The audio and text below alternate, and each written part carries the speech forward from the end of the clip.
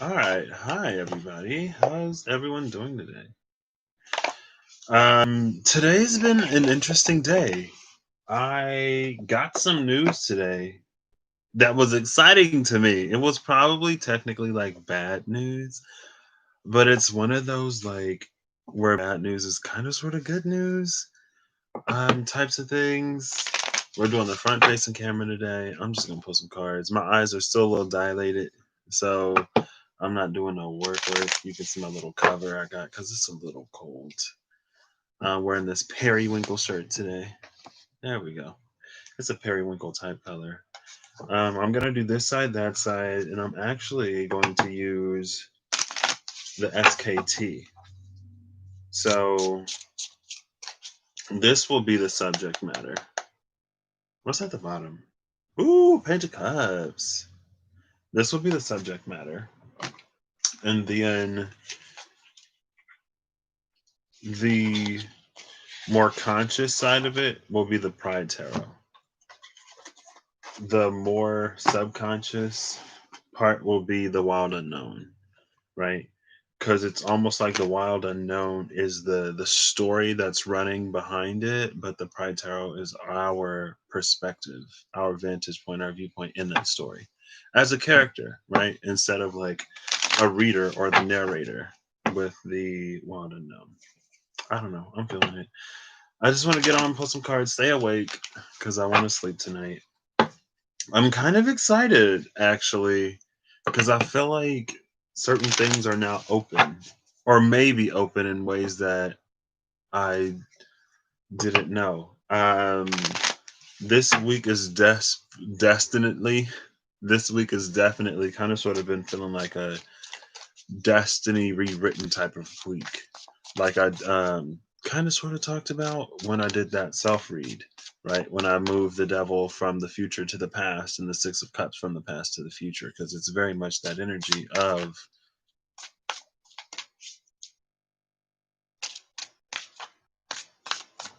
projection, but it's like a projected future because of where we were and because of what we were willing to accept. And it's almost like because we were willing to accept that, that's what was laid out in front of us. But if we choose otherwise, we get to change it, right? So it's almost that energy, almost. Oh, there's the tower. That's Martian, right? Sun is in Scorpio, Mars is in Aries. Lots of Martian energy right now, and Mars is retrograde. Ooh, the world with that Five of Swords. The light over there is brighter than it was in the past. Oh gosh, yeah. See, this is why I'm not doing any schoolwork because my eyes are still dilated, and I'm not straining my eyes trying to do that today. So the pictures are nice and big and clear, and I can read them. All right, shuffling up the wild unknown. I just want one card. This one. Oh, the Emperor! Nice. It's time to take charge with the sun at the bottom of the deck. And who is this? Is that? Oh, oh, not you. You. Yeah, it's the lovers. With the Nine of Swords right here, this is the old thing. The Nine of Swords is behind the sun, right? So we just gotta we're sitting at this moment of opportunity to check, and then there's the devil. Where we take charge with this emperor instead of leaving everything up to that devil energy.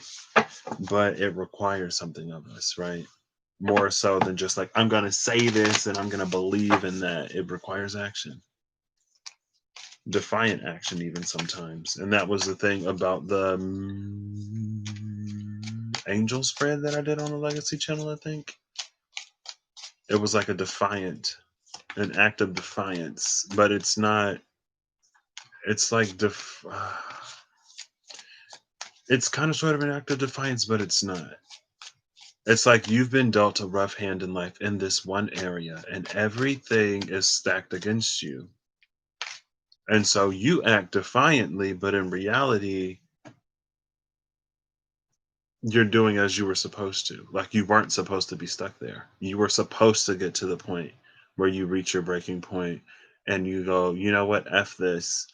I'm gonna do what I want to do, and I'm gonna have a better outcome in this situation. Like we were supposed to get there. So these, so for the well, I'll just shuffle these up a little bit. Oh, the initiate just flew out with Archangel Commander at the bottom of the deck and the Six of Swords under Archangel Commander. This is, like I said, it's taking action, going in this new way. This is us stepping into our own power, into the ability to, last time we saw this, plot our own course, but we're doing so with assistance from the divine, because the divine is giving us that insight with the universal Mercury, but we steer the boat ourselves. Oh, I guess I could have taken that initiate as the first card since it came out. But that's how we're going to do this. Actually, no, we're not, because I already have these shuffled up, and I'm going to cut it right here. So I'm going to pull one off the top, and then the three that I pull, if you've ever seen me do this side, that side, I'm going to pull three cards face down and then one face up on both sides. Today, since yesterday we discovered that we are maturing into page energy right now. Pages are going to be high, kings and queens are going to be low. Kings and queens are still going to tie. So I don't want to do that then. Aces. Oh, I guess I got to think about it. Aces sit above tens, and pages are ranked the highest right now. The whole thing is because I was like, do I want to flip it where like high, instead of high being high, it's like high is low and low is high? I was like, no, we're not going to do that. We'll just flip it. So pages are high, kings and queens are low. Aces sit. I'm trying to discover if like they sit, because usually I have aces and pages sit at the same space. I guess we'll do it the same. So aces and pages are high. All of the majors are the same. Kings and queens are the same. Knights beat kings and queens. Pages beat knights and kings and queens. And then aces sit at pages. So, first topic, when it comes to the Two of Swords. Now, the Two of Swords, to me, this, especially in this deck, it's this a moment where we're comparing the body of knowledge that we've had, the body of knowledge that we have, that we've accumulated as we've lived life. I'm tongue tied today. Mercury is in Libra now. So now Mercury went from Scorpio, which is like all that feelingsy type stuff, to Libra, which is air sign, which is about communication. So I might be extra tongue tied today, but it is what it is. This is probably going to be a long video, and I'm not going to timestamp it. So let's just get into this. Actually, I will timestamp it. I don't know why I just said that. Oh, they just called me.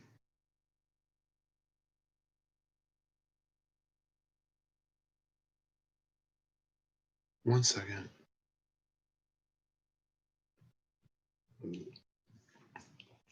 One moment. I might actually cut this and then come back.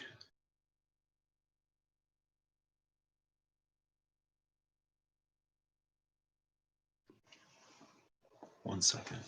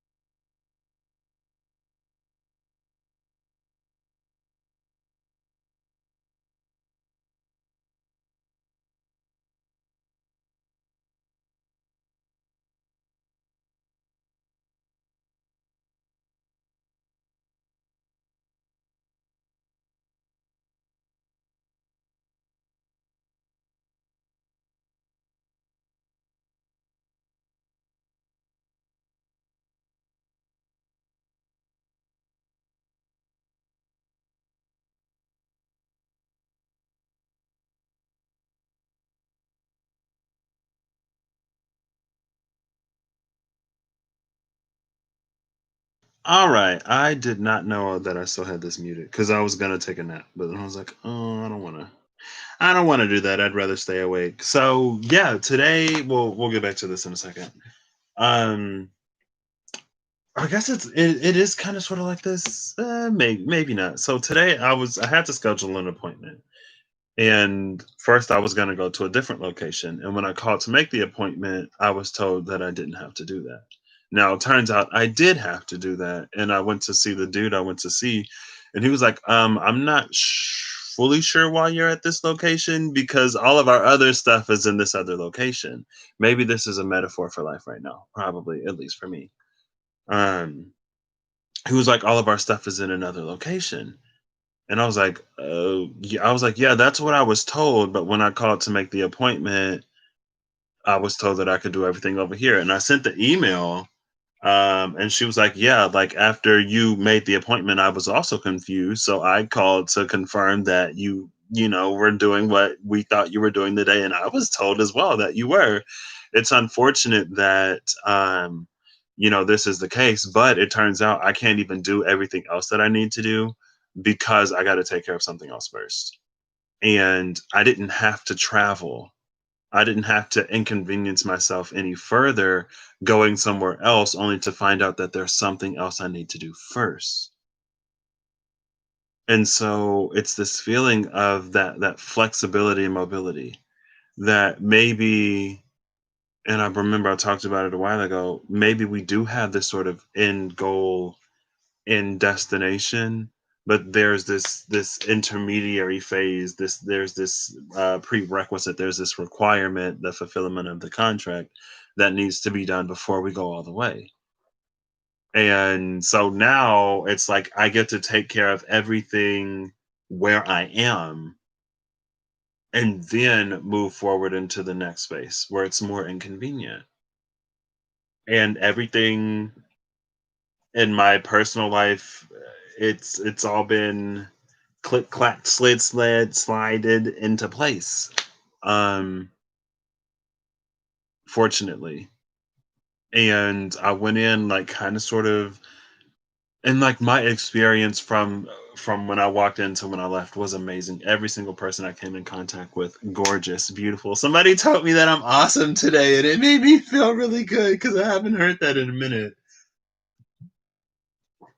Or like I might have, but it's different when, I don't know, it just hits different when it's like a stranger or when it's someone who like barely knows you, but they only hear like a piece of like your story and you're like, wow, like that is amazing that you're doing all of this. And I'm like, thank you. But anyway, it's just this, like sometimes we have these detours, sometimes we're told that we're getting what we want. We find out that it's not exactly what we want, but it's for a reason. There's still something for us to discover. And the divine works and operates like that, at least in my life. And so I've come to the point where I can realize that, like, hey, like I thought I was doing this, and that's not where we went. Like, okay, so why am I here? Like, why did I feel led to do this if it's not because of what I originally thought it was? There's something here for me. And so this is when we hold that body of knowledge, we hold that body of experience, and we hold what we think should be going on against what the divine is telling us or how the divine is directing us. And if we're holding more to what we know, then that's when you get this impasse energy because the divine is directing you somewhere else. But when we are aligned with the divine, that's when we become the blind seer. That's when we can navigate, we can move forward, and we don't have to be able to see where it is that we're going.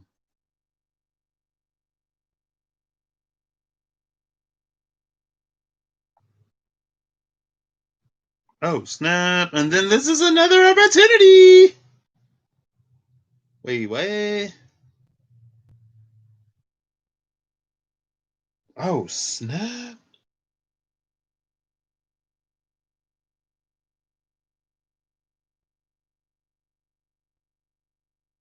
Okay, I'm gonna have to read this later. Let's go. Let's go. Let's go. I love this. When you move, things move. I was really nervous, but I'm feeling better today. All I got to do is show up. I feel like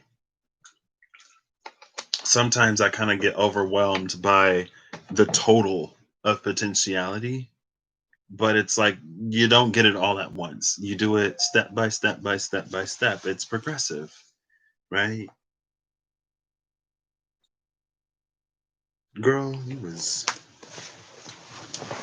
I do what I gotta do to get where I wanna get to be, who I wanna be.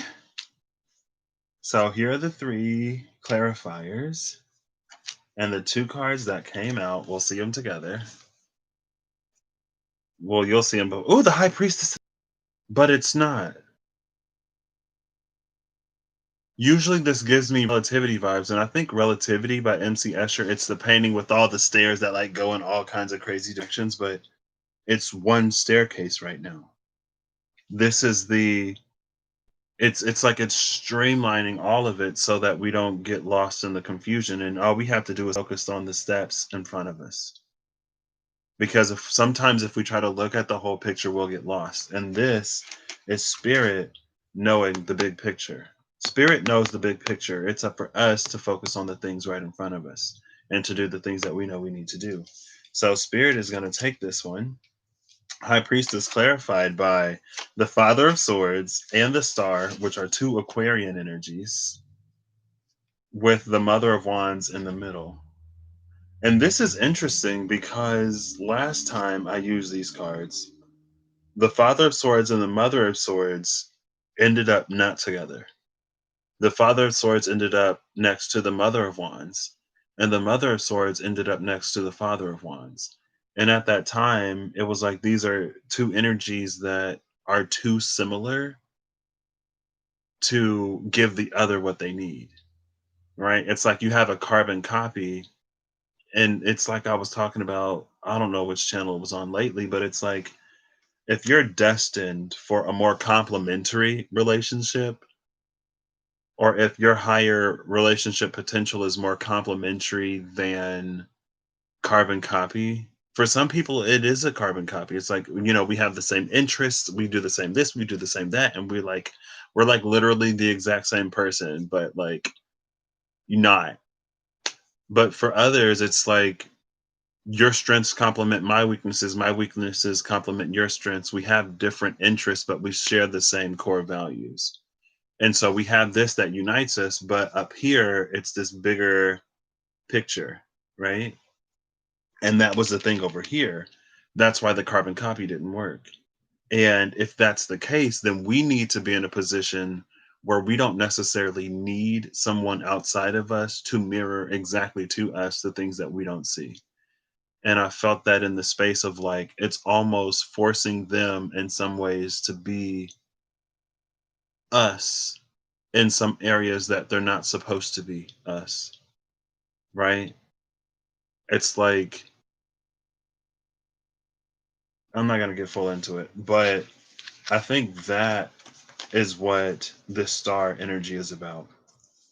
It's putting us in a position to stand in our strengths and to accommodate for our weaknesses to the point where they don't completely derail us,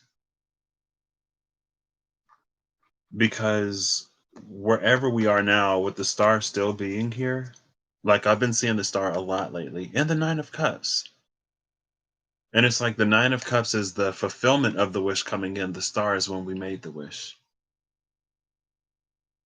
And so with the star still being here, it's like there's something that we're not quite there, right? When it comes to our minds, we're fairly set in stone. When it comes to our passions, it's like we're nurturing what we've always had. But when we nurture what we've always had, and when we're fixed in what we mentally already came into the situation with, it doesn't allow us that opportunity for expansion. And again, today, kings and queens are low. So where this would typically be the Page of Swords and the Page of Wands, like this is ungrounded, it's not necessarily mature. It's too mature. It's overly mature. This energy is too set in stone to claim anything outside of it with this star here, and the High Priestess knows that. But the high priestess can't just like these are things that we have to mature into, and we mature with experience more often than not, right? And so that's why we're in this position of Eight of Cups right now, because it's almost like it allows enough space for this realization, and I want to say awakening, honestly, to happen.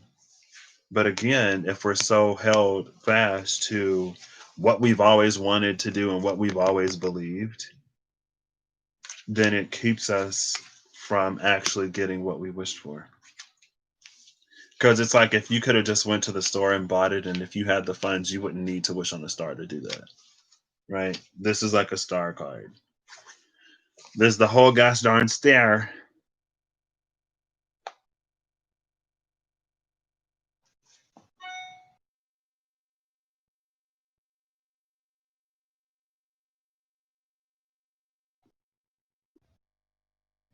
1 second, y'all.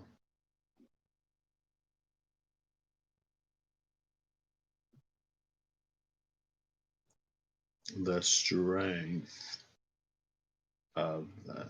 And like I'm in there talking to him, and he's like, for some people this works, for some people the other thing work, and I'm like, you know what? With the way things is right now, girl, what you're telling me is this major inconvenience. That is nothing. I would gladly drop my 10 wands to pick up like three, please, in a heartbeat. All I got to do is drop my defenses, let my defenses down, let that 7 of wands go, and just be open to the flow. So clarifying this Eight of Cups is the Moon, the Six of Cups, and the Queen of Wands. So the energy of the Queen of Wands popped up on both sides, which is interesting.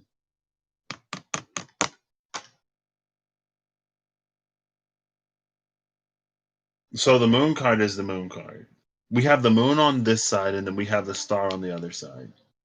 This is a Piscean energy, Scorpionic energy, and Aries. The other side is Aquarius, and Aries, fixed air, cardinal fire, and then the star.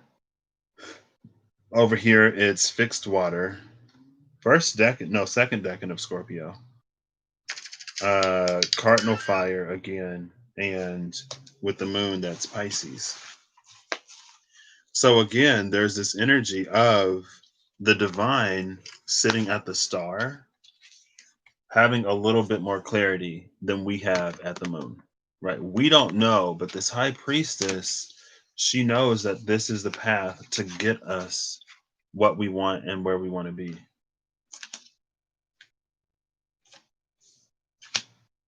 The tricky part for us is I feel like with the moon card here, there's this decision between now this Queen of Wands is new. Let me look at her a little bit. Okay, yeah. She's part beast. She's swinging this wand, I guess. There's some flowers coming off. Oh, there's a whole bunch of like flowers. There's some rainbows here. There's some kind of magic here that this Queen of Wands has, but it's a little bit more, I guess I'll say primal. This is that internal knowing. It's like if you've ever done something new, but you've known what to do, or you pick it up really quickly, almost like you kind of sort of know it, even though it's the first time you've ever done it. It's that.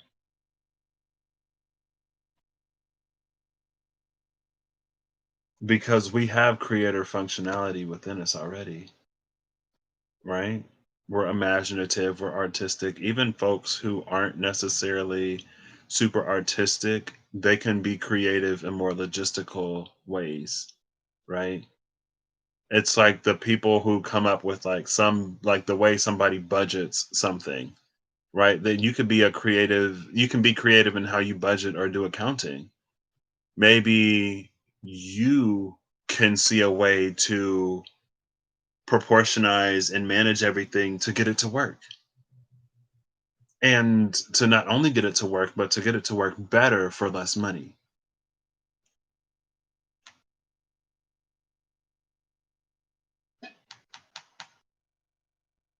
But it's like you wouldn't discover these things that you have this innate ability to do if you continue to stay in the same old familiar places and spaces. And with the Six of Cups and the moon here, it's like there's some familiarity that we have in the past, but we're being asked to come into something brand new with this Queen of Wands, or at least to go about doing it in a different way. Because whatever this is, it flows naturally. And if whatever the moon and the Six of Cups is, are, it may not necessarily be separate, it may be all like one energy. Whatever it feels like we have to force is not for us right now. The thing that is for you comes naturally. And this, it's like there's a difference between, like, it almost feels like there's a difference between fighting for something and forcing something,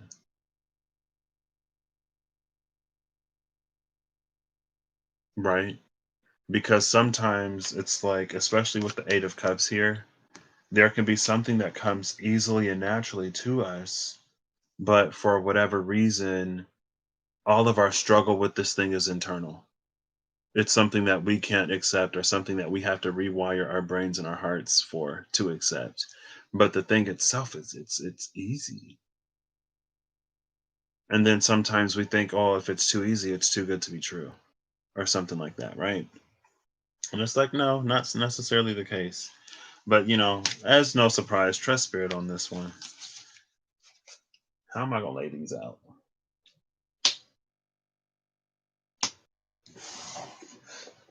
And I'll put this here. So this is the right side.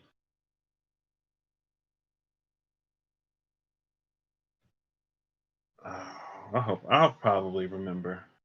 So the next category is, believe it or not, the Queen of Swords. The Queen of Swords in the SKT is a male. The Wands and Swords are males. Earth and Pentacles are females. But it's a guardian. It's a shield. It's not necessarily a queen. So it's the guardian of air, the Scarlet Shield, and it's the power and authority of air. She stands at the gate of the unformed lands. And the unformed lands, it comes after the suit of fire, after we have the vision, but before it comes into being. Right? I guess. I don't know. It's almost feeling like it's between air and water today. And kind of going off of that last thing, and maybe it's just a little hard for us to accept it because of emotional ties, because of emotional blockages, or because of emotional damage. And I'm not a fan of the word damage when it comes to people. But this emotional damage, it's like whenever we've been exposed to this or something like this, there's been there's a negative experience associated with it. So it's almost like a shock therapy or something like that, right? Maybe not necessarily extreme, but it keeps us from pursuing whatever this new thing is. One, two. Ooh, well, we see the daughter of wands. She's in reverse. I put the card down and she just flipped right over. So now we have, is that the Ten of Cups and the Four of Pentacles? Yep, the Ten of Cups and the Four of Pentacles. So the Ten of Cups is going to take it this time. Hey, is that a good thing? Maybe. It could be, right? Sure. They're not necessarily all going to be like, I'm going to have to check that out. They're not they're not all necessarily going to be like, this is spirit and this is us, right? Because this side is just like more of the story in the background. So the story in the background is interesting because all of the cards on the table are upright, but this Daughter of Wands came out in reverse. So she may be the immature one today, even though I literally just said whatever. I don't think I've ever really noticed the yellow in the Pentacles before because of all of the other colors.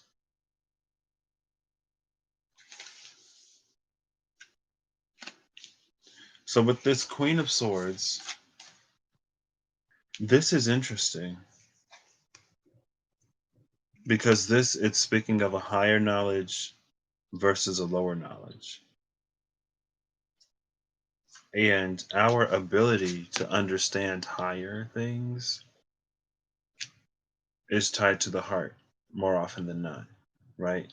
It's easier for us to experience something in the way of love or another heavy emotion. I don't want to say extreme emotion, but if there's a lot of emotion behind it, it's easier for us to accept things that maybe we wouldn't under different circumstances. And so the Four of Pentacles is us being closed off to whatever this is. And with the Page of Wands, Daughter of Wands here in reverse, it's almost like because we're like living our lives for other people. We're doing the things that, this person says that we want to do or we should want to do or society or whatever, but we're not fully exploring our own passions. We're not fully putting our energy into what we want as much as we necessarily could. And that's this reservation here. Maybe we're in a space where we can't necessarily, right? Like, I'm finishing up classes right now. So there's a lot of stuff that I can't necessarily do. You do what you have to do sometimes before you do what you want to do. And it's kind of sort of that. But with the Ten of Cups over here, it's like it's about seeking that emotional fulfillment moving forward. Let's see. Ooh, excuse me. What's behind the Ten of Cups? Judgment, Five of Cups, and the Lovers. Judgment, Five of Cups, and the Lovers. Back turned towards the Lovers, focused on judgment. This is interesting, clarifying the Ten of Cups. But it's in the space of the Queen of Swords. Let's see what's on the other side. So, in addition to, yeah. See, because we had the Daughter of Wands in reverse, the Eight of Pentacles upright, and the Ten of Wands upright. This is us being stuck in this Ten of Wands energy, forming a habit out of it, right? It's like, you work until you die. And then your life is over. And it's like, wow, all of that work I did, when do I get to enjoy my life? It's like life isn't about enjoying life. Who are you, silly? If life wasn't about enjoying life, we would encourage kids and creatives to go be creative and do what they want to do instead of being like, these are the jobs that make good money. These are the jobs that are respectable. These are the things that mean you are worthy and deserving of this and worthy and deserving of that. And if you don't fit into this or if you don't do this, then, you get what you get on the outside. This is learning to accept that. And when we live with an acceptance of this, how can we be open to anything outside of that? Which is why we remain closed off with this Four of Wands. This is falling into a pattern. This is being all tied up, not feeling like we can really get outside of this. But the gold is in the pinnacle. It's not whatever. It's like it's inherent. Its worth is inherent. Its worth isn't a result of what it does or where it comes from or who it is or what it is. Its worth is inherent. It's already worthy. It doesn't have to prove anything. But in the space of this constant proving, it's like it always keeps us on, it's like it prevents us from receiving certain things or from seeing it in a certain way. But over here, I feel like we sort of start out the same, but with the Lovers, the Five of Cups, and Judgment, The Lovers, it's the decisions that we made in the past. Five of Cups is that lack of fulfillment from it. Judgment is us reaching that point where it's like, I got to do something different. And that's when we go for the Ten of Cups. And when we go for the Ten of Cups, even when it's about physical like endeavors, spirit will guide you in those as well. If you're like, oh, I need like more money, I want to be able to, provide for myself and my family, like spirit gives you ideas all the time. That's that alignment piece, right? And whatever it is that you want to do or that you're meant to do, it'll align you to it and it will give you that fulfillment and it will also give you that abundance, right? And it doesn't, we don't have to fall into that old paradigm or that old thought pattern of like, oh, well, if you want to make money, then you got to do this, you got to do that, and you got to do the other thing. There's no money in, whatever it is that you want to do. But it's almost like at the same time, I feel like there's this need to prioritize here as well. Because if you prioritize your genuine happiness and fulfillment, I feel like you'll be rewarded in that. But it's like it's the 10 of cups. So it's this mutual reciprocal energy. It's everyone is fulfilled in this situation, not just one person, right? So if you're in a situation where like you're fulfilled but someone else isn't, or someone else is fulfilled and you're not fully fulfilled, but there's like this exchange of fulfillment that you get from fulfilling somebody else, but you yourself aren't fulfilled. That's like, it's a little weird. This side is going to take it, right? So go after the things that actually make you happy. Because, well, the Lovers. Because I don't know. I feel like we're not supposed to be miserable, right? Personally, I feel like the divine ain't gonna be like, oh, you can be whatever, but hold up, wait. I feel like the divine ain't what. One second. Let me put these thoughts together. I feel like the divine isn't going to be like, you can have abundance and prosperity, but it's going to require you to sacrifice your happiness. And it's like, why would the divine do that? But you have to be of a mind to allow it because everything that we're sort of exposed to, or a lot of what we're exposed to, is like putting all of that stuff on the back burner, right? And doing what it is that you have to do. But you can find a way to do what you like or to find something that you like and find abundance in it. But maybe sometimes it's our own mental turmoil that keeps us from being in a space to receive or being in a space to follow what it is that the divine is guiding us towards that will get us to that space where we are able to thrive in an area where we feel actual fulfillment. Next is the Eight of Cups, which is walking away. I feel like there's a little bit of a thread here. This is the actual movement right here. So we already know that we're not going to see the Eight of Cups in the Pride Tarot because in the Pride Tarot that came out first, didn't it? Yeah, it's right there. One, two, three, four. We got the Six of Wands and the Page of Cups, looks like. Ooh, look at that page. Pages are high right now. So this is like the highest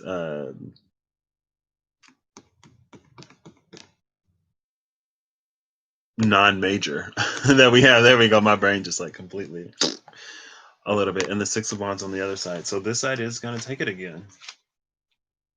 Now, the Six of Wands being on this side to me, it says that we're not going to walk away from this because it's basically our pride. This is the second decan of Leo. It might be the Mars decan of Leo. I don't remember. But this is, excuse me, us being sort of attached to the version of the story that we have. And it's interesting in this deck that it's a Six of Wands, but I feel like you see this butterfly. This butterfly is not in a cocoon, right? This butterfly doesn't need to be that close to the brambles. Why is it there? It's like it's almost this feeling of like, in order to feel some sense of achievement, it's like this daredevil adrenaline rush type of energy. Just like, I just want to feel something. It makes me feel alive. And it's like, okay. I personally don't vibe that way, but it's like I feel like there can be safer ways. There can be ways that don't necessarily endanger your life that lead you to feel appreciation for life, right? And it's like you don't have to narrowly escape death to have an appreciation for life. But it does, it feels like an attachment to, and also this could be because this is the Eight of Cups. Maybe we think that we've transformed enough. We think that we've done enough work and that we're out of the clear, in the clear, that we're in the clear, but we're not yet in the clear because look how close those things are. And once you puncture one of those butterfly wings, that thing will never fly again. Or maybe they heal. I don't know. But if that wing gets injured, you ain't gonna fly nowhere. It's like flirting with danger. It's like eventually you'll get burned if you play with fire long enough. On this side, with the Page of Cups, it's like we're being open to discovering these new things. And I love that this, like, we just had the Ten of Cups and now the Page of Cups is here. Because we're in a position again with that Queen of Swords where we can allow this new information in. We can allow ourselves to see things in a different way and to communicate in a different way, right? And it's almost like with this energy, with the Six of Wands, it's like, well, this is the way that I have to talk if I want to be respected or something like that. And it's not necessarily the case because you might come off as a bit abrasive for whatever it is that you're going into. I got a lot of work to do. Sorry, I'm thinking to myself. So let's start over here again. This openness will get you there. Oh, I love this. So we have the Queen of Cups, the Hanged Man, and the Emperor on this side when it comes to the Eight of Wands. I feel like the Queen of Cups, the Hangman, and the Emperor, I feel like there is a little bit of indecision over here. But at the end of the day, the Hangman knows to trust the Hangman. At the end of the day, the Emperor knows to trust his intuition. The Emperor knows the voice of spirit and knows that sometimes spirit can alert you to things that are so random or out of the blue that there is no real context behind or build up to this event, right? It's like if all of a sudden the weather was fine, but then a storm just hits out of nowhere. But spirit may be like, hey, like, head home or go somewhere where there's shelter, or like, are your windows rolled up?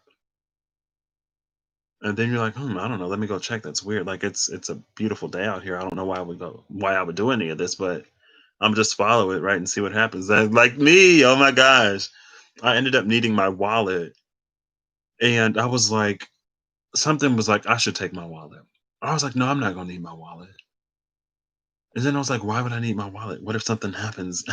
What if somebody mugs me or something? Although that's never happened to me in my life. So that should have been a clue for me to know that's not my intuition. And I don't know where that thought came from because I had never really thought like that. And then I get to where I'm going and like, do you have this? And I was like, oh, it's in my wallet.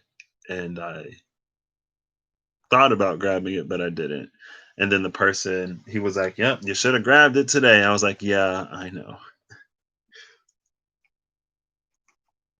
because I didn't think I would need it, right? And I was like, I'm not gonna need it, so I'm not gonna take it." I didn't think I needed it. Somebody knew I needed it. If I would have listened, I would have had it. And I love the Hangman in this deck because he's holding the Orphic egg and the apple of the tree of knowledge of good and evil, the fruit of the tree of the knowledge of good and evil. So not only is he holding that unlimited potential, oop, that was my glasses. Not only is the Hangman holding the unlimited potential in the egg where all elements are present, but also the knowledge of how to use it. Now, once we know better, we're responsible for doing better. And that's why things happened in Eden the way that they happened, right? And it's almost like, oh, so Adam and Eve, they eat the fruit from the tree of the knowledge of good and evil. And then they discover that they're naked and they cover themselves, right? And then one day God is like, "What's up? Like, why are y'all covered?" And Adam's like, "Because we're naked." And God was like, "Wait, how do you know you're naked? You've been naked all this time and you've been uncovered. You ate that fruit, didn't you?" Kinda, sorta. Once we know better, we're responsible for doing better. Ethically, morally, and likewise. We don't have to do better, but we are responsible for doing better. And I don't think it's, well, maybe it is. There's this a need to do things a little bit more ethically and conscientiously moving forward, because also with this Six of Wands energy over here, the Eight of Cups is a card of progression, it is a card of movement. But this, with the Page of Cups over here, especially clarified by all of this, it's about moving forward in a way that is, it's like emotionally sustainable. It puts good energy out into the world, into the universe. And that's what the Queen of Cups back here is. It's connected to the heart, it's connected to spirit. With the Hangman, it's a balance in knowing and ability. And with the Emperor, it's the execution. So this is almost like a three-step process. Step one, connect. Step two, refine. Step three, execute. And we come out as this Page of Cups, able to move and navigate and operate in a way that's higher, more higher connected, more closer to the heart of God and closer to the heart of spirit, to a heart that is open to all of humanity, that cares about how we go about getting what we want, and it cares about how others are affected by our actions. Now, on this side, we have the Mother of Swords, the Five of Pentacles, and the Wheel of Fortune. This is interesting because we see a young Mother of Swords sitting at the top of the Wheel of Fortune. And there she is as more mature. This is that, like, what goes around comes around type energy, honestly. It's like with the Mother of Swords, that's us being cold, disconnected, cutting, maybe even bitter. Being in this space, it's operating from this heartless space. It's just a space where you don't care, right? It's like you don't care how many roses you leave out in the dark as long as you hold this sunlight. And it's like all of the pinnacles, they sit there in between the light and the dark. That's the hoarding energy. But what ends up happening is the wheel comes back around on you. What goes around comes around. And if you step on other people, if you do wrong by others to get what you want, it's going to come back to you. And this Eight of Cups is this, it's time to walk away from that. But if that's how you found success, you're not going to do it. You're going to continue to do what you've already done. And it reminds me of a while ago when I saw the Father of Swords on one side and the Mother of Swords on the other side. The Mother of Swords came out with the Eight of Pentacles, and we just saw the Eight of Pentacles, didn't we? And the Eight of Pentacles was about us being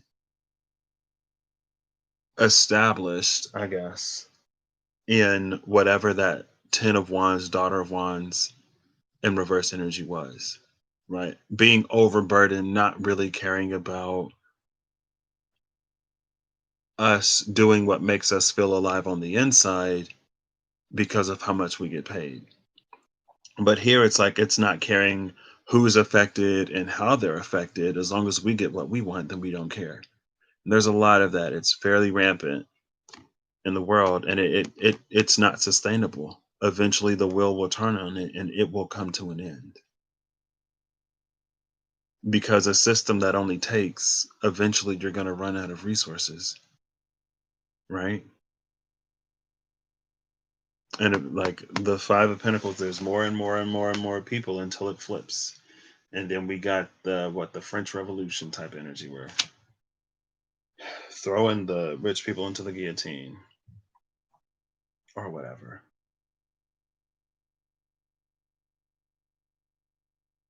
It's knowing when to get out. And it probably is a lot harder to get out or to move forward when you are finding success in a situation, or when you're not uncomfortable, or when there's no force really pushing for change in your life. But that's what this is about.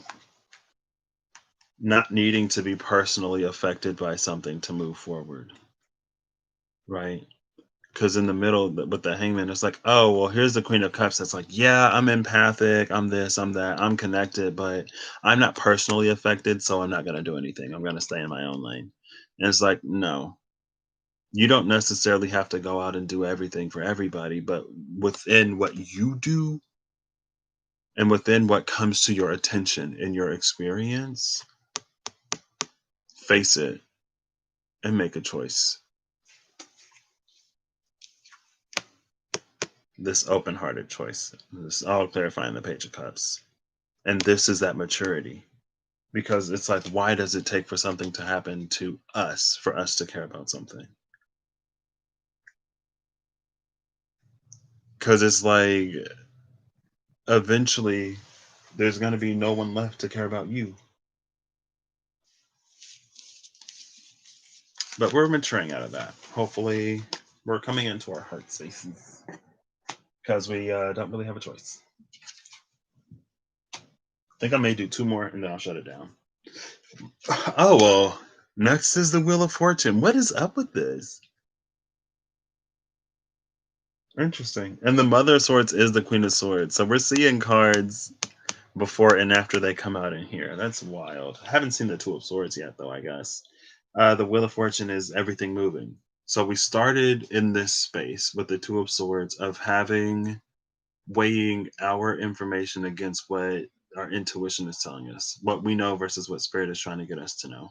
Then we come to the Queen of Swords, who stands at the boundary between the two, right? She's on the side of the unformed lands before she releases it to eventually come into the formed lands. And our willingness to hear when it is sort of that far removed. And then we have the Eight of Cups, which is about putting us in a position, especially with the moon up here, to more accurately trust and receive and be guided by this information, because the Wheel of Fortune is turning. And again, if you found fortune in a certain area in the past and you're like, oh, well, it works. I'm not going to change anything. I'm just going to keep doing this. When this Wheel of Fortune turns, it's not going to work anymore. And depending on how you went about getting whatever it is that you got, it may blow back up. It may blow up in your face. That's why it's like, if you buy in the stocks, if it's climbing, climbing, climbing, climbing, eventually you're going to have to sell because it could crash at any moment. But Spirit got that insider information. But you're like, oh no, it's been climbing steadily, and I think it's gonna continue to climb, so I'm not gonna listen. And then it crashes, and you're like, man, I should have sold when I got that idea. Something told me to sell. Okay, so I got the three on the bottom. So when it comes to the Wheel of Fortune, we have the Seven of Cups and some other card. Oh, the Ten of Pentacles.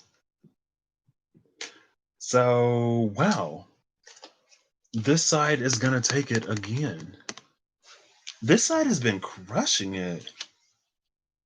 And again, so the primary difference is like, one is the story that's being unfolded, and that's the Wild Unknown, where the Seven of Cups is now. and the other one is our role. It's us in the context of the larger story, right? And so with us coming out over the story, that's a Wheel of Fortune shift in and of itself. Because to me, that means that things are beginning to shift and move in a way that maybe they never have before. And if you are following this overall trend, you may project something moving forward, but the beating heart within you, the soul within you that is connected to spirit and the universe and everything outside of what we see with our two eyes, it's preparing you and it's winning. You're not going to see it necessarily, but you should be able to feel it within you. Did y'all hear the wind pick up? Can y'all hear that or no? The wind just picked up when I said that. Wind just picked up.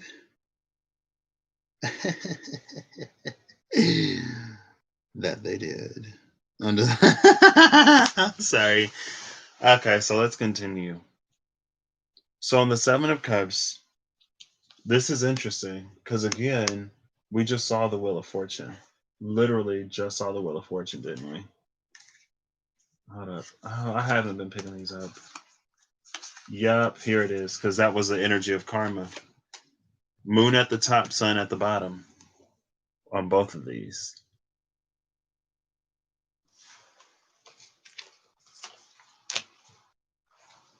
Also, we just went from a 6 to a 7 on this side, but we changed suits from fire to water. And on the other side, it's the Ten of Pentacles. I feel like the Ten of Pentacles on the other side, this is an opportunity to almost stabilize ourselves in this Wheel of Fortune energy before it even comes. Excuse me. And that's why pages are high right now. Pages are high right now because it's almost like it gets us in the practice of this before we roll it out.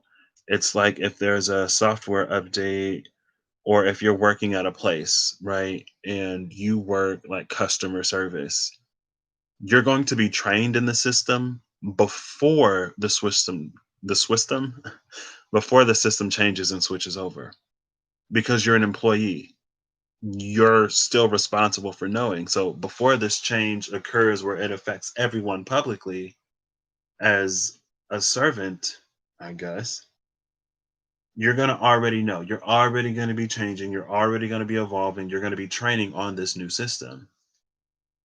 And it puts you in a space of knowing when it comes out instead of in this space right here. Of it's like the one thing that didn't work before is now pointing at the sun, while everything else. And sometimes we may go through all 7 cups before we find what works. I'm going to start on the 7 of Cups side now. I need to cut my nails. I know they get long.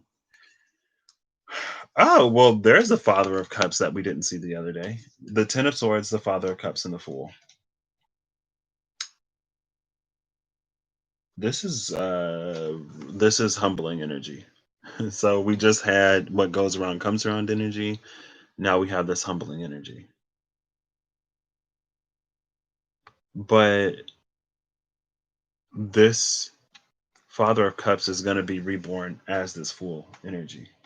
So eventually we're all going to get there. Eventually. More of us will get there. But depending on how fixed we are in the old system, that transition is going to be more difficult, right? If you found success, if you were stable in the old system, and there's a lot of changes, you may find it difficult. And those would be the people who's like, oh, I like the old system better. Back in the old system, I knew where everything was and stuff like that. And it's like they don't really even fully allow themselves to discover what is new because they're so fixed in the old system. And this is, I feel like it's a fairly harsh ending to go from the source. And again, right now, kings and queens are not sitting high, especially when it comes to the narrative, especially when it comes to the story. Pages, aces, and fools are sitting higher because we're coming into something brand new. The Wheel of Fortune is turning. And again, it's like it's turning in a way where the one thing or one of the things that didn't work before, it's gonna work now. And maybe that was like, we would be environmentally conscious, and we would be we would have more hire like better hiring practices and more diversification, and like we would abide by all of these what do you call them, not restrictions, but they are restrictions. It starts with a P, I feel like. Protocols, it's not protocols. It's like we would do all of that, but it costs money. But it's like, well, moving forward, we're going greener because we got one planet that we're living on, and regardless of if we're in control or not, or responsible or not for global warming and climate change, we're gonna have to do something to adapt to it. Because if not, things are gonna happen. It's almost like the case like when the fire is already burning, it doesn't matter who started it. Right now, it's about putting it out. We need to start putting out fires instead of being like, oh, well, we didn't start this fire. So we're just going to watch it burn. And then we're going to throw more fuel onto it. It's like, what?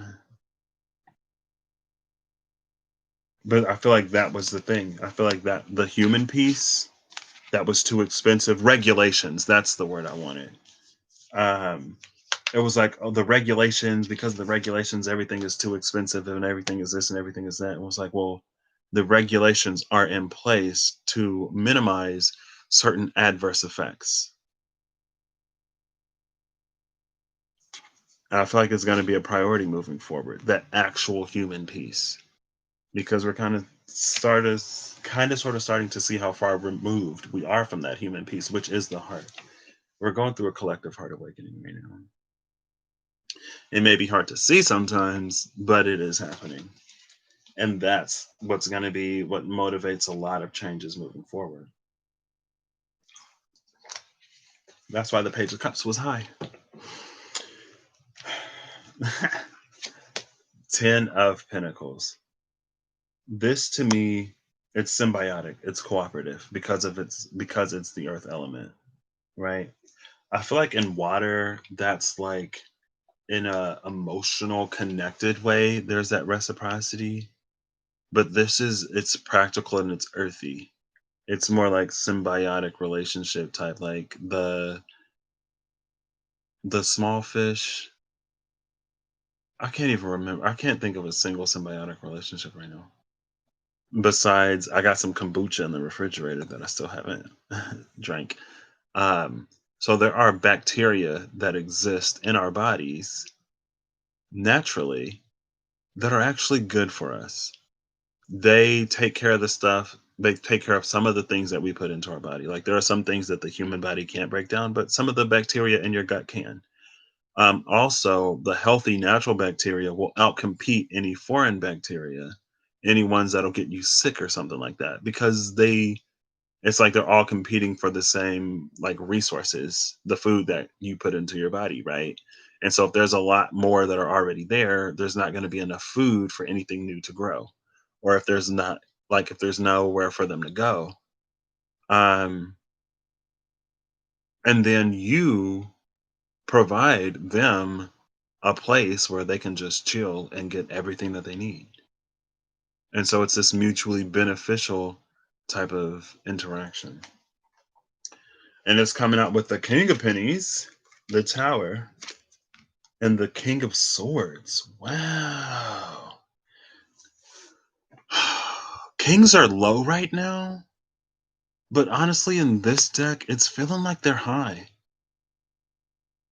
Because even the Queen, like the Queen of Cups was high, fairly. And the Queen of Wands, the first one we saw, she was fairly high. But the Queen of Wands was a page because it was about, for the first time, maybe allowing what is innate within us to flow. The Queen of Cups was high because it was about valuing these emotions in a space where maybe they weren't before on this side. With the Tower coming, these are the two practical, analytical, earthy, 3D physical kings, the King of Swords and the King of Pentacles. Earth and air, very heady energy. Water energy is very hardy. Fire energy is also hardy, but it's like this weird mixture between like heart and head, but it's hardy, right? Fire is yang feminine. Um, air or fire is yang feminine. Earth is yin masculine. Anyway, there's this energy about how we perceive things and how we sort of go about establishing them in the world that's subjected to change right now with this tower card because the balance is shifting. And that's what this 10 of Pentacles is about. It's about that sustainability. And that's what everything is it's going to be shifting over to, things that are more sustainable. Because if we're getting to the end of our ability to comfortably be on planet Earth because of all of the changes happening, we're going to have to do something if we want to continue to live. Right. And so I feel like that's what these towers are, the ways in which we have to change. But I feel like the things coming into prominence now, the models and the standards that we're going to be looking at now were developed before this happened. It's like they were in a space, maybe not yet at the 10 of Pentacles, but after this Wheel of Fortune turns, after the will they will be. Because again, this is an energy that was already prepared for the change coming. This is an energy that's going to be scrambling when the change happens because all of a sudden they're going to lose their foothold with the Ten of Swords going into the Father of Cups and then the Fool, and they're going to have to start over. They're going to have to go to the drawing board. Whereas this energy was already in the space of anticipating the tower before it happened. And because they anticipated it before they happened, they were able to adapt and change. Here is that, oops, goodness. Here's that here's that hardy king with the King of Cups. And here are the heady kings over here. Both of them, air and earth. When air and earth comes together, that's what actually builds the future, right? Typically fire is present, but I feel like between fire and air, you get the idea.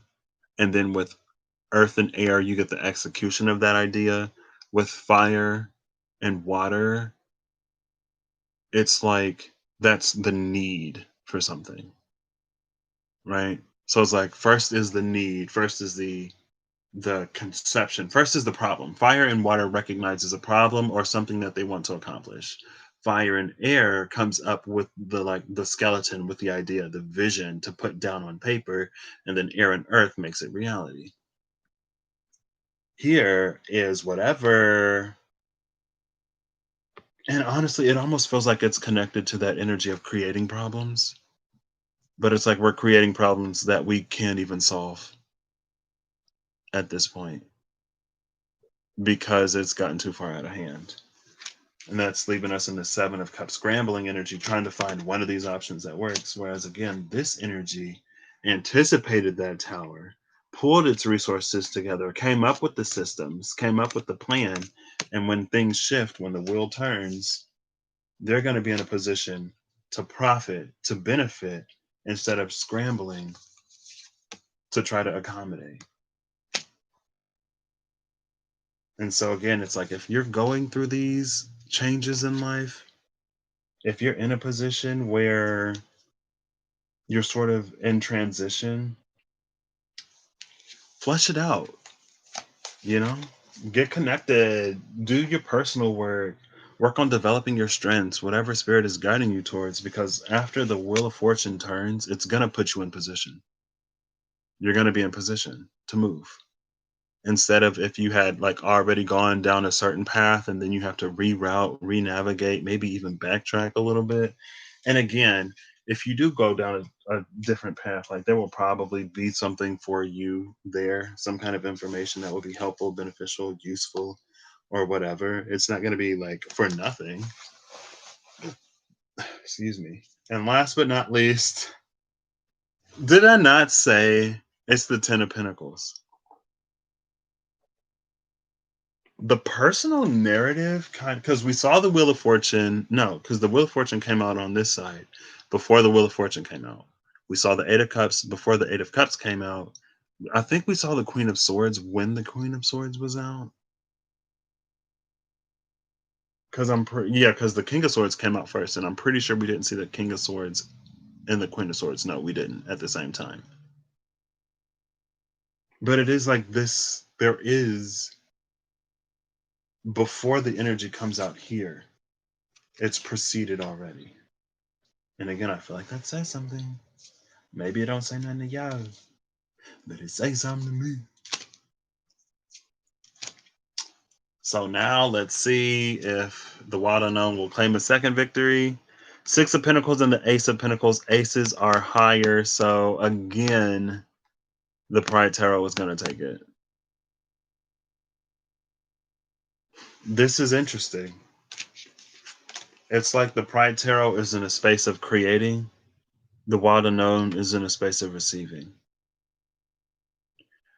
But the difference, like 1 and 10 they're numerologically the same. 6 and 10, not so much. So again, this energy is already on it. This energy, it's almost like you'll never get to 10 if your capacity is 6. If you're only growing 6 pentacles, how are you expecting to get 10 pentacles? It's a system, the system in the past, it's like it's not designed. It's like the lottery. It's not designed for everyone who plays to win. If everyone won who played it, or if enough people won, it would bankrupt the system. It wouldn't work.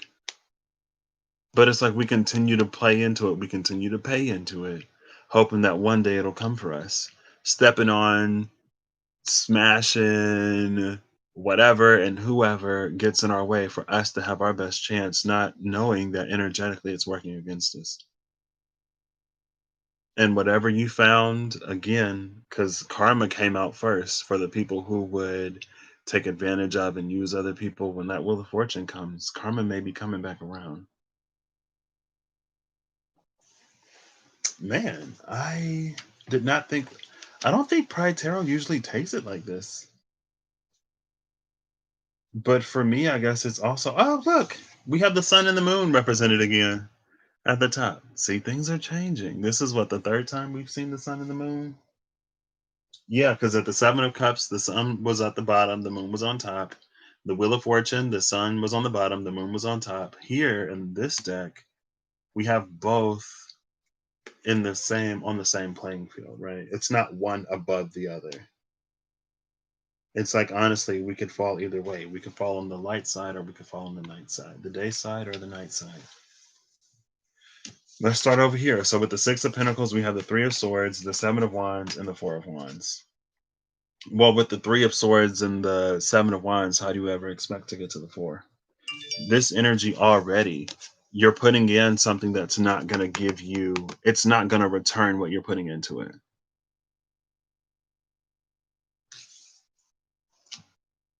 It's not. And when we're this close to a transitional period, it's really not going to work. It's not. It's like maybe you would have found more success in it a long time ago or before now, before we were in this period of switching, like before we basically used everything up. We've run out of the grace period right now. We were on borrowed time. Borrowed time is up. And so it's not going to continue to work anymore. The things that you used to find success in, where you could be cold hearted, not caring, super defensive, sort of like hoarding things and then expecting some kind of accomplishment or achievement from that. I don't think it's going to last too much longer, because the Six of Pentacles, it's almost a minor justice card, right? Whatever you put into it, you receive. And whatever you receive, eventually you're going to have to put back in. Kindness is granted to you now. It's like it's paid forward to you now, so you can pay it forward in whatever way you can pay it forward. But paying it forward only works when people continue to pay it. if other people aren't paying it forward, it's like all of those like, let's see how long we could keep this chain working on social media. It only works when everyone shares. As soon as I could really, really, really like something, but as soon as I see like only your real friends will share, only this will share, only the brave will post this, I'm like, I'm already done. I'm already over it. I don't care what it said. I don't care how much I liked it. You just lost me. You had me hooked, but you lost me. Over here, when it comes to the New World, we have another queen. What's up with the kings and queens on this side, y'all? This is interesting though, because we have the Page of Pentacles and the Queen of Pentacles with the High Priestess. Page of Pentacles, Queen of Pentacles, Ace of Pentacles when it comes to the Ten of Pentacles.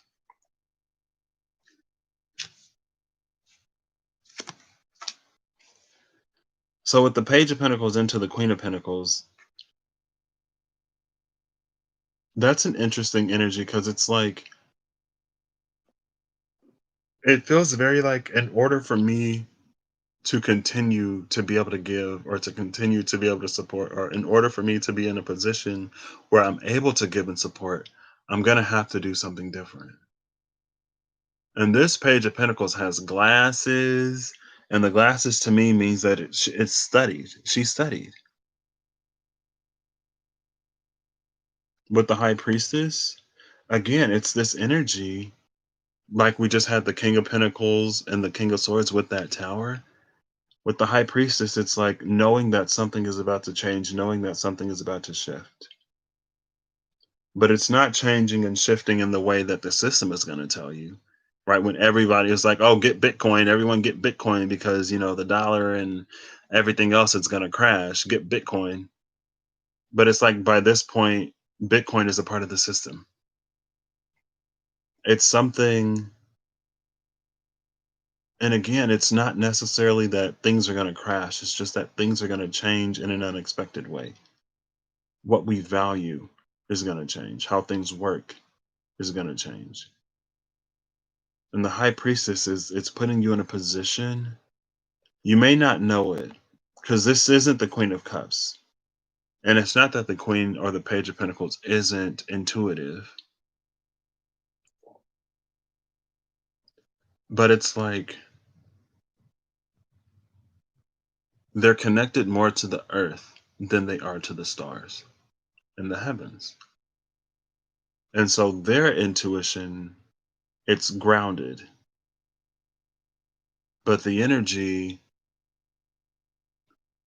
precedes that of earth, right? Like even when we get light from the sun, right? So it comes from the sun before it hits the earth, and then it's used by the earth to do whatever.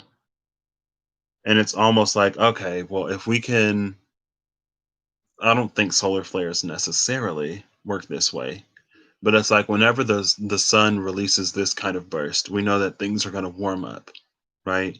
And we've been monitoring the sun. This solar flare happened. The energy is traveling. It's going to hit us in this amount of time. So as it warms up, where it's cold right now, it may cause this warm front to come in where there's already a cold front, and then they're going to mix and weather is going to happen. So be prepared for the weather, right? And it's like we can be a little bit more ahead of the game if we look at the sun instead of the earth, because you can feel the earth. Like I know now, it just sort of kind of happened one day, but like if I'm walking outside and there's a warm front and then a cold front and then a warm front and then a cold front, it's like there's this warm gust of air followed by a cold gust of air, and I'm like, okay, it's gonna storm. Because whenever, or it's gonna, yeah, it's gonna storm whenever cold air and warm air meet. They differentiate, they, what's that, stratify, I don't know. And then weather happens, right? Because warm air rises. So if it's coming in under cool air, it's going to rise up, and then the cool air is going to sink, and I don't know, weather happens. Okay, I'm not a meteorologist, but there is kind of sort of this energy of being prepared in some way, in very practical ways. This may be more positioning than anything. With everything else, it may have been a change in like a business model or all of these things that like we're proposing to do. This is about positioning. This is about being in a space to physically go in somewhere and do something.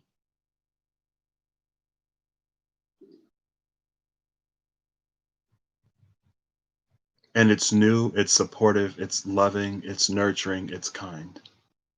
And it's a little bit ahead of its time. This, I mean, again, we start with the Three of Swords, go into the Seven of Wands, and then we expect to end up at the Four of Wands. And we're not putting in 10 Pentacles worth to be wanting to get 10 Pentacles out. Right? On the other side, we got the Page and the Queen of Pennies. All of those are like the single pentacles. We got the Ace of Pentacles, the Page of Pentacles, and the Queen of Pentacles. Each of them hold one pentacle. Numerologically, 1 and 10 is the same. Over here, we got 11 wands and 3 swords. I don't know. And then I'm just going to look at the bottom of the deck for a final whatever. I don't know. That was interesting. Things are shifting and changing and evolving in many ways. And we're actually preparing for them in more ways than we know. But in that space of being ready before the transition actually happens, it's like it's understandable why you kind of sort of feel lost, if you feel lost, or like the destination hasn't yet made itself clear, because it's like you're being prepared for a position before the position is open. Sometimes before they even know that they need the position, you're already being prepared for it, perfectly aligning and positioning yourself to receive whatever it is. Bottom of the deck over here is the Six of Pentacles, the Six of Orbs, the Giver. How did that work? And like, again, literally, we just saw the Six of Pentacles. Well, what was at the top of the deck then? Shoot. Top of the deck is the King of Pentacles, the Archangel of Mysteries. So we didn't just see that one, but we did see it the round before last. So, well, what's under that? Well, I wouldn't know. Well, what is? Oh, the Knight of Swords. But yeah, there it is, the Giver. It's about rebalancing, right? We can see the Divine dropping some Pentacles, and then the Knight of Pentacles is behind this. And the Outlaw, the Hangman, is behind here. Shout out to that Knight of Pentacles. It was MIA for a minute, but it's starting to appear again. It's like the Divine is dropping these Pentacles down on the scale, and we're also offering Pentacles up on the scale. And it's almost the space of this alignment that's kind of going to happen for the first time, but it requires us to align more with the Divine. And maybe that's why everyone's going through an awakening and everyone's going through a dark night, and we're seeing how more explicitly how the systems in a lot of ways don't serve, or how much the systems don't serve the people that they don't serve. And we're having to be asked in some ways how comfortable we are with our positioning in that system, and are as compared to like how great it cannot be, or how not great it can be. Are we going to be like complacent and comfortable enough with where we are that we don't care about the people who are affected, or that we're invested in maintaining the way that it is? And if so, I don't know how much longer humanity can go that way, honestly. I don't think we can really go too much further the way we're going, especially with like the earth itself changing in the ways that it's changing. And it's not that we're necessarily going to be wiped out and it's going to be the end of humanity as we know it, but if we don't dedicate any effort or resources towards accommodating and evolving and changing as our planet is changing, then yeah, we're probably going to get wiped out. but it's about being more heart centered. It's about being more cooperative and being a more cohesive collective. Because, like, if we came together, we could solve so many issues. Bottom of the Pride Tarot is the Eight of Swords. Bottom of the Wild Unknown is the Hierophant. So the Hierophant would take it. But with these two energies together, I feel like here's the system. Here's us feeling trapped within the system. Oh, what card is that? Since you want to show yourself. Wow, there's the devil hiding behind that Eight of Swords. I told y'all two sides of the same coin, these two are. I was like, oh, what's that peeking out? I'm like, oh gosh, go back where it came from. But with the Six of Pentacles here, like that's the energy that we, what's this? The Ace of Wands. That's the energy that we sort of bought into. We buy into fear, we buy into lack, we buy into negativity, we buy into the worst case scenario on a collective scale. And so we get more of it. And not only do we get more of it, but especially here in America, it seems like we've just accepted in some ways, or at least before now, we just accepted in some ways that that's the way it is. When it doesn't have to be. There are actual examples right now and then on the planet, the same earth, of places where different things, because things are different, their events are different. When it comes to all these like school shootings and mass shootings and stuff like that. And they're like, oh, well, to solve the gun problem, we should give more people guns. And I'm just like, and then you see like Sweden or some other country hasn't had like mass shootings since, for this many years. They've reduced the number of guns they have just out there circulating, and they've had like single or double digit numbers of incidents in the past years to decades. When it comes to healthcare, when it comes to so many things that's not about taking life. It's like, oh, that's not possible. Where are we going to get the money? Who's going to fund it? Like, that doesn't work. That doesn't work. And it's like, it doesn't work because you don't want it to work.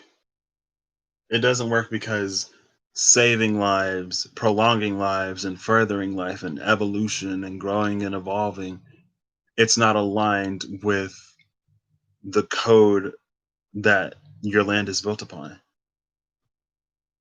I mean, it's kind of sort of built upon taking, murdering, destroying, appropriating. And it's like priorities. And we can see where they are now. Pretty plainly, pretty clearly. So let's see. I'm gonna get a final card from this. And then we're gonna use the cards on the table already to see. Oh, there we go. It's a mystery. I don't know. It came out face down. Nine of Pentacles, the Eminence, bottom of the deck. So here's from this side. Oh, there's two cards. What? I only want one. I want one of these. There we go. It's the High Priestess. And then we'll get one of the Wild Unknowns. Now again, the Wild Unknown side only won one time. So the number of cards that is over there is like 4 compared to like 16. Okay, so one more. Well, that was more than one. That's 3, but we'll take them because they all came out face down. And this isn't necessarily a win or lose, I guess. This is just a who takes it. Oh, that was quick. I didn't think that would be so easy.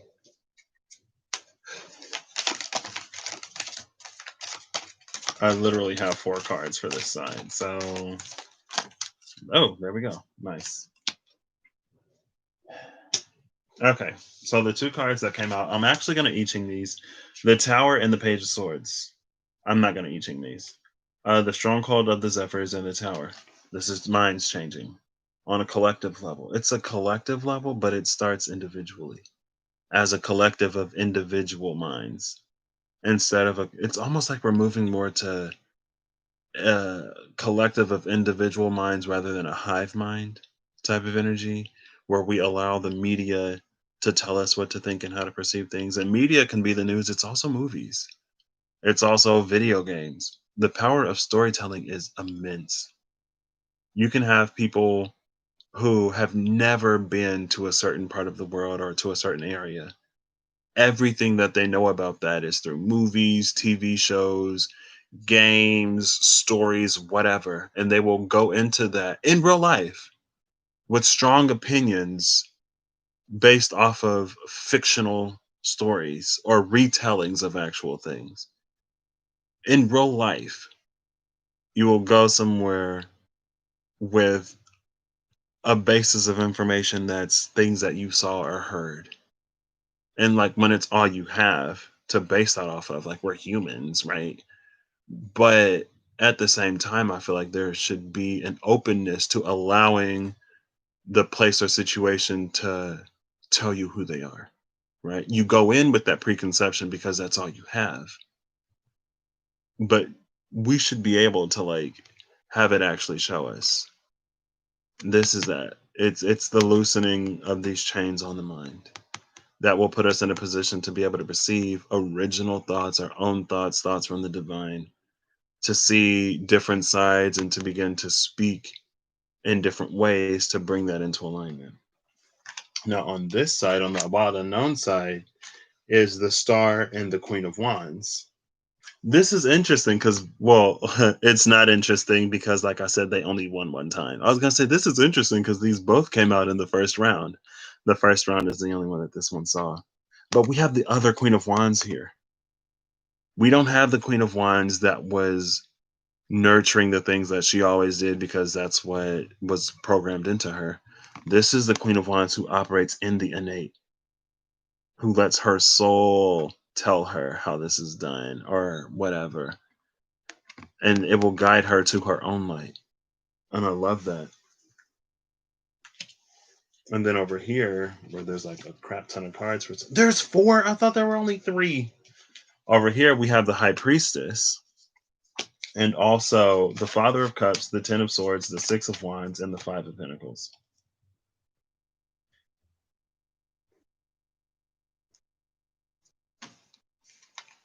So this would be a tie, technically, because there's two majors on both sides. And then after that, there's two court cards. But I feel like with this energy, I guess the High Priestess is also here. Um, it feels like there's a knowing, or there it's like spirit is trying to communicate to us that for us, again, it's for us to continue moving forward in the same way, is eventually for us to lose, right? Because it's like we can stand victorious in this way that leaves people or even ourselves on the outside. But it's there's with the Ten of Swords and that Father of Cups, it's like it's not stable. It's no longer stable because we're coming into this period of transition. And it's like everyone, people know that. This is known on both sides. The fact that everything is changing, it's known on both sides. Now, there are some people who are on the wild unknown side who are accepting these changes and who are going through these spaces of learning and revealing their inner light, or at least being open to it. And then there are others who are fighting to keep these systems in place.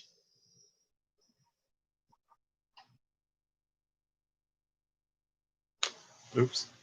And they still know. But it's like they're fighting even harder because they know that it's about to fail. Four of Pentacles and the Father of Swords over here, and then the Six of Cups and the Queen of Cups over here. Well, I don't remember where. So it was the Six of Cups No, it was a cool. I don't remember. I don't remember. I was gonna try to say, but I don't remember. I don't remember.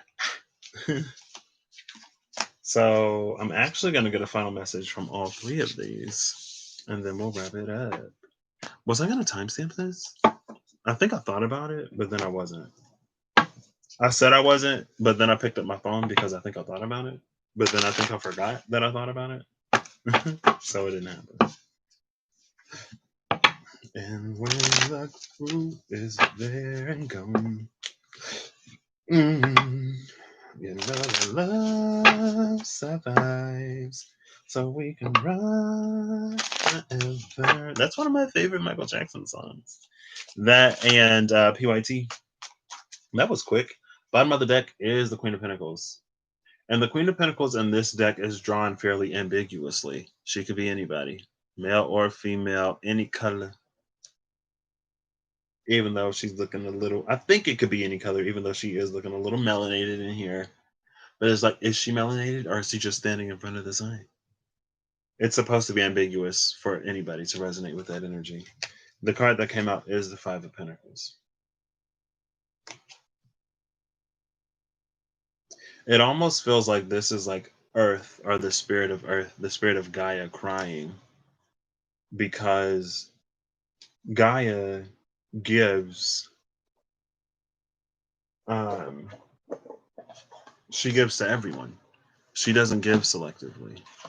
And so for us to have come and put these sort of layers on top of, it's like putting filters on top of a light to only allow certain wavelengths to pass through or whatever. It's like trying to control what is not even ours to control, really. Land, what's on top of it, what's beneath it, what comes from it,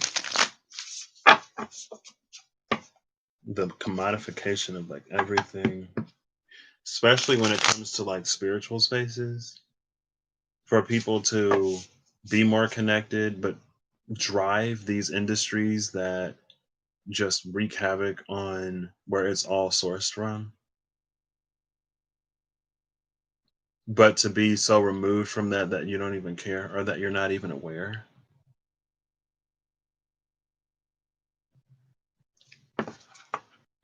I don't know. Feels like Gaia. I was like Gaia because I was saying Gaia and crying at the same time. Guy's like, my babies. Like, what the freak? What? Like, I give to all. Hello? It wasn't supposed to be like this. We learn, we move forward, we do better.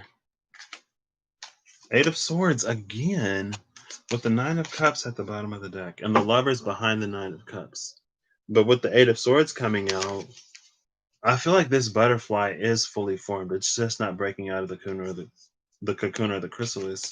And with the Nine of Cups and the Lovers at the bottom of the deck, if you haven't gone through this metamorphosis, you're not going to get it, quite frankly. Like, it necessitates that. That's what triggered it.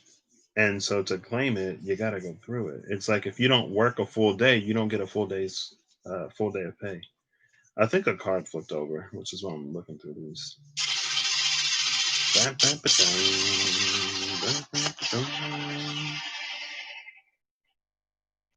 Hello. Hi.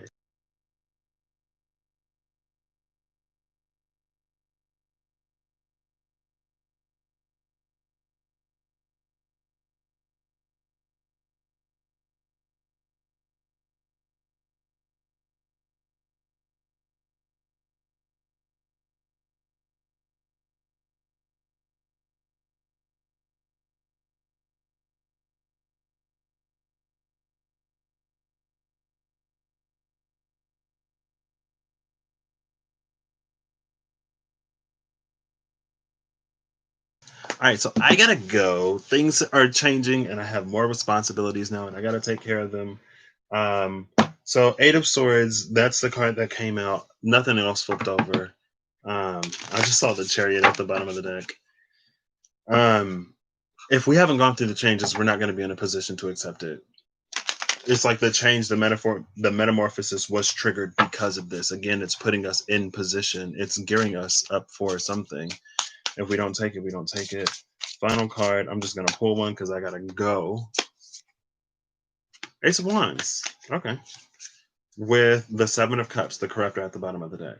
The Corruptor and the Sacred Fire. This is a purification of all of that energy where it seems every single thing came with a catch down here. So I'm gonna go. I hope you have a good whatever whenever you see this. I hope you're acting in alignment to make the better and the best your actual reality. And I'll catch y'all later. Bye. I'm glad this ended here because I really was gonna go like all day, and she just called.